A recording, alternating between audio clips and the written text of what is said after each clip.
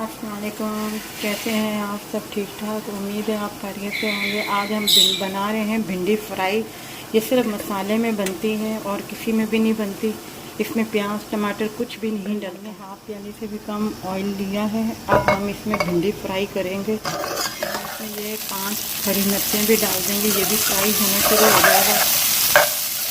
हल्दी, नमक और लाल मिर्च हम आपको बाद में बताते हैं कितनी डालनी है इसमें।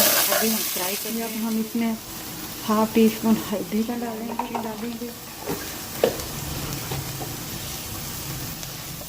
देखिए ये आधा किलो भिंडी थी जो हमने काट के फ्राई बनाई है, और इसमें हमने 5-4 हरी मिर्चें डाली थी सिर्फ, और अपना हाफ टी स्पून लाल मिर्च और हाफ टी स्पून हल्दी और नमक, हाफ टी नमक डाला था। आगे आपकी मर्ज़ी, आप अगर नमक ज़्यादा खाते तो ज़्यादा कर सकते हैं, नहीं तो इतना नमक काफ़ी है। और हमने आधी प्याली से भी कम ऑयल लिया था जिसमें हमने इसको फ्राई किया है। और मसाले हमने एंड में डाले थे इसमें, सिर्फ जब इसको थोड़ा सा सर्व कर लिया है। और अब ये बिल्कुल तैयार है।